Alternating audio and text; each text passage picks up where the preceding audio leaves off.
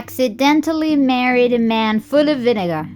Chapter 1. When the staff handed the marriage certificate to him, Chuji was still stupefied. He has no way to digest what happened just now. He also has no way to digest the reality that he is already Jin Ji-hen's legal husband. Mr. Chu, the person beside him, called out to him. A very deep, very magnetic voice knocked on Chuji's heart as his brain seemed to bust. Chuji snapped out of it and received the marriage certificate. Chuji thanked the staff, then turned his head and cast his eyes on Ji-hen's tie. Chuji didn't dare to look at Ji-hen. Considering the fact that he had just got himself together and was suddenly exposed to Jin Ji-hen's aura, he panicked and forgot what he wanted to say just now. He could only toughen up and ask, "What are we gonna do next?" To be precise, today was only their second time meeting. The previous time was a month ago at a bar. Chuji was feeling down, so he went to the bar for a drink.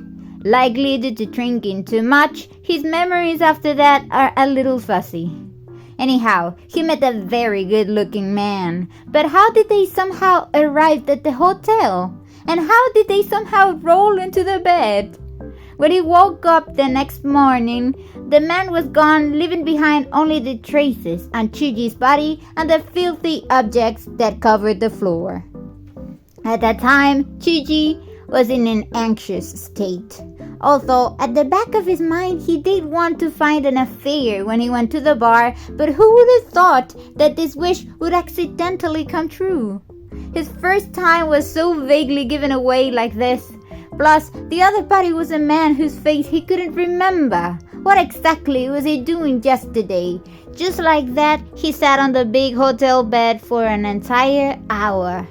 Only after fiercely talking to himself in his head for an hour was he able to comfort himself. How big of a deal can it be? He's already 26.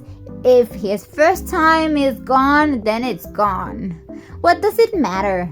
Although he couldn't remember the other person's face, in his impression the man was a super handsome guy. And yesterday he seemed to sort of feel very good. No big deal. In the first place, he went to the bar to buy alcohol and men. So doesn't this work exactly the way he wants? Okay. Chuji still had to go to work. After thinking, he quickly cleaned up and left the hotel. That man paid for the room as well as the small things in the room that needed to be paid for. After standing at the front desk for a while, the lady at the front desk notified the cleaning auntie to check the room, and a few minutes later, she told Chuji that he could leave. Chuji said, "Thank you." After speaking, he originally wanted to turn around and leave, but instead he asked, "Excuse me, will it be convenient to tell me the name of the gentleman who was with me?" Chuji remembered the lady's gaze at that time, which looked very surprised. But soon, in less than a second, the lady collected her gaze and probably understood something. "This gentleman is called..." Chuji suddenly interrupted. "No need. Thank you. It was only a temporary bond of love. If the other party doesn't even care, why should he?" But he never expected that his temporary bond of love would appear in his studio a month later. Chuji is a designer. After graduating from university, he opened a small shop by himself and has been working for 4 years now. He already has his own studio along with 2 employees. It's a small business, designing posters, covers, typography, logos, this and that for others. His studio is on a street away from the center of the city, and that appearance was today. At 10 o'clock in the morning, he, as the boss, was routinely late. He had just arrived at the studio when a car stopped at the door. Chuji was holding a piece of bread in his hand. Since the car parked too cleverly, parking right in front of the door to his shop, Chuji immediately treated them as his customers. He gave up eating the bread, grabbed it up, and put it on the corner of the table beside him. He took a piece of napkin, whipped his hands, opened the glass door, and prepared to welcome the guests. But this customer did not immediately exit the car. Instead, he waited for his driver to exit the car first, walked around to the back seat, opened the door, and held open the door frame. Only then did he stretch out one of his legs, exposing his ankle and leather shoe. What kind of idle drama was this? The bread that Chuji hadn't had time to swallow almost got stuck in his throat. Then, the face of the male lead appeared in Chuji's sight. His first impression was, wow, as expected of the male lead, so fucking handsome. His second impression was, damn, that's gonna be a big order. The man quickly exited the car, quickly walked towards Chuji, smiled, and nodded. Hello, Mr. Chu. Chuji showed a standard smile for customers. Hello, sir. Chuji stretched out his right hand, but it seems that this man had no intention of shaking his hand. The man frowned, glanced down, and before his eyes reached Chuji's hand, he pulled his line of sight back. Chuji had no choice but to laugh dryly before withdrawing his hand. Chuji, sir, what do you need made? This gentleman glanced around the office as if looking for something and finally said, let's find a place to talk. This place they found was Chuji's office, which has more than 20 square meters. There is an office desk, a coffee table, and a sofa. When Chuji brought this gentleman into the office, he could clearly feel that his two employees were looking at him with ambiguous eyes. Chuji warned them back with his eyes, telling them not to overthink, do the job, and shut those eyes out the door. This gentleman is very tall.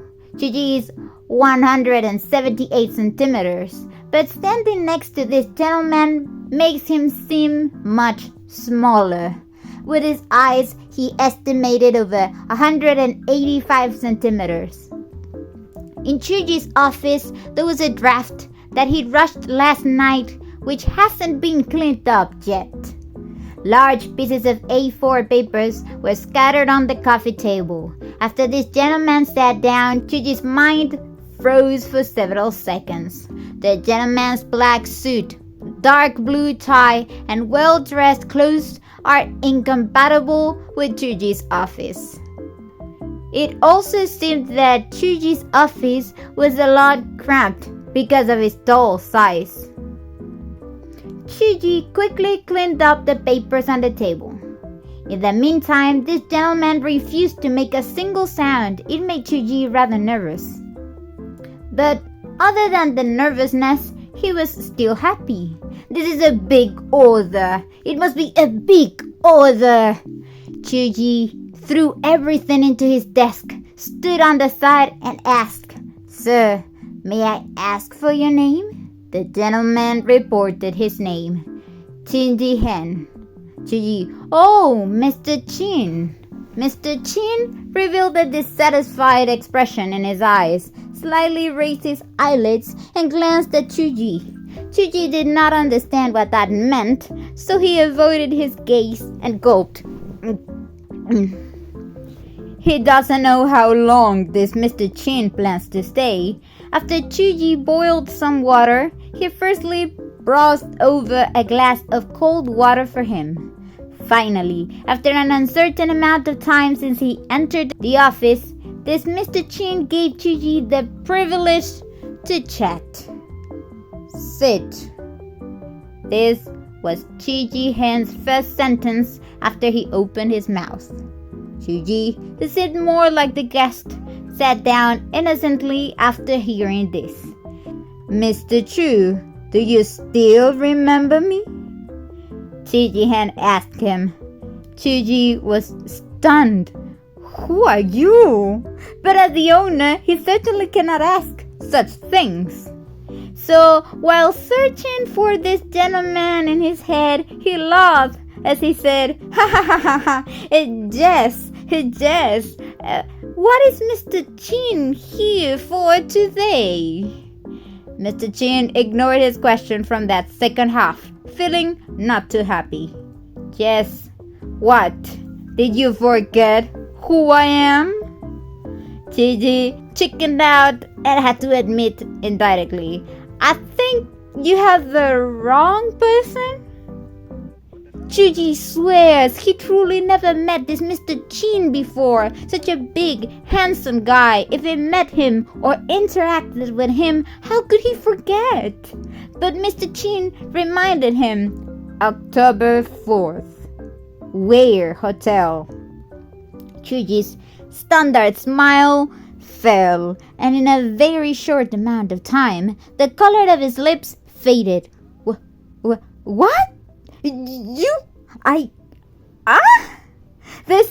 What sort of situation is this? October 4th, isn't that? So this is? One night stand found his way up Chuji's door? What does he want? Anyways, he's definitely not here to get something designed. Chuji laughed dryly. So it was you. He continued to guess. Did he get an after effect of that disease? It shouldn't be that serious, right? After that day, Chuji went to the hospital. He had various examinations and didn't have any problems. And there was a little problem. He bled. Furthermore, recalling a very embarrassing experience, the doctor told him with a serious face that he could no longer have sex for a short time and told him to exercise restraint. Chuji was very frightened at the moment. He does not know why this Mr. Chin came to find him. Judging from the situation the second day, it was clearly the rhythm of never seeing each other again. So did he lose money? Lose his ID? Want to go at it again? The kettle on the coffee table suddenly gurgled and was particularly noticeable in the quiet office, therefore attracting the eyes of both of them. Chuji's guesses also temporarily stopped. A few seconds later, the water boiled and the sound of the water disappeared. Mr. Chin, who was sitting opposite Chuji, started to move. Chuji was like a frightened bird. Right now, whatever Mr. Chin does, he will feel scared. This Mr. Chin took out his briefcase from his side, and then, one by one, he took out the items from within. Identification card, bank card, driver's license, passport, various proof of identification and documents. These items are placed on the table very neatly. Chuji couldn't hold back and ask, Mr. Chin, this is? Mr. Chin asks back, does Mr. Chu have any plans to get married this year? Chuji thought about it, nodded. My family is urging me. If I meet someone suitable, I will get married. After speaking, Chuji scratched his head. He doesn't quite understand where they are going towards right now. Very soon, Mr. Chin told him the direction they're going towards. Mr. Chin asked, Are you interested in marrying me? Chuji slowly let out, Mr. Chin, I thought about it for a month and still think that I was very irresponsible. The way I left without saying anything that day wasn't very good either. I got myself to understand you, and I think you are pretty good as a person. It just so happens that I plan to get married this year. So if you, Mr. Chu, also have this plan, you can consider starting the family with me." Chuji was completely stunned. "Huh? This order, isn't it too big?" Chuji glanced at the items placed on the table. This Mr. Chin is quite sincere to boot. What's going on? Chuji had a hard time digesting everything. "No, wait, Mr. Chin, it's like this. Actually, that day I don't remember too well, so..." Chuji carefully picked at Chiji's hand. "How do I know it was you that day?" Very asshole-like words. Chuji was very worried that Chiji Hen would splash the freshly boiled water on his face, but Chiji Hen did not. Chuji thought that his control of emotions probably also prohibited him to do so. Sure enough, Mr. Chin only smiled. And then he said calmly, "There's a scar on Mr. Chu's inner thighs, not small in size and is shaped like a snail." Mr. Chu's brain paused and blushed on the spot. The end of chapter 1.